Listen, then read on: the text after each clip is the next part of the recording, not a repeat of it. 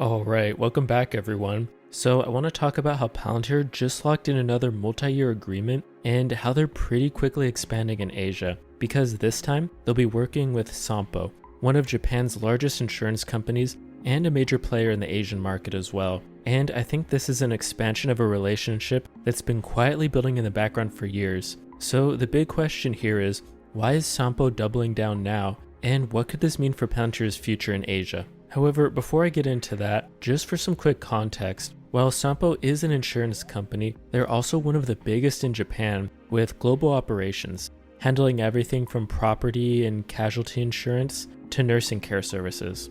In fact, back in 2019, SOMPO became Palantir's first Japanese customer, leveraging Foundry to modernize their operations and manage massive amounts of data. Over time though, that relationship grew, and SOMPO became a distribution partner, bringing Palantir's technology to other businesses in the region. So now, in 2025, they've signed on for several more years, which signals two things to me. First, SOMPO is clearly getting ROI from Palantir, and second, Palantir has proven that they can deliver in Japan, which is actually a notoriously difficult market for foreign tech companies to penetrate. And when you think about Asia as a whole, Japan is definitely a strategic foothold, both politically and economically, which makes this deal so much more than just another contract. From a product perspective though, Palantir is embedding itself deeper into SOMPO's operations, meaning data integration, AI-driven decision-making, and even tools for risk prediction. You see, insurance is a pretty data-heavy business, and the better that you can predict risk, the more profitable you can be. So with Palantir's tech, SOMPO can not only optimize their core insurance models, but they can also apply these tools to new ventures in healthcare and elder care, which are both massive growth areas in Japan, given their low birth rates and aging population. And another layer here is geopolitics, because Japan is obviously a close US ally and a regional counterbalance to China. So Palantir's continued work with Japan institutions strengthens its position in allied countries' infrastructure. And that's exactly in line with Palantir's strategy in the West, because if you've followed Palantir's moves in Europe and the US, you'll notice a pattern here, which is getting embedded into key institutions, building trust, and eventually becoming irreplaceable over time. So for investors in Palantir, this is a sticky, multi-year revenue project that Palantir is built on.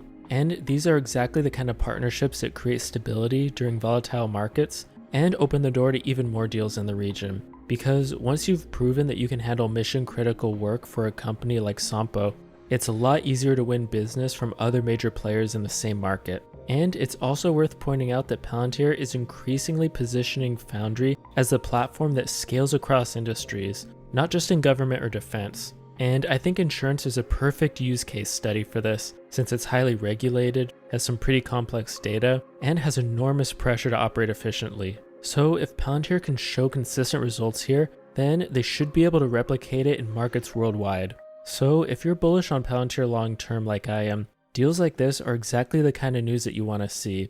And I get it that this is a kind of slow build, that it's not too flashy or anything, but every contract like this deepens its moat and widens Palantir's footprint. And in a game where trust and integration matter more than hype, that's the real path to durable growth.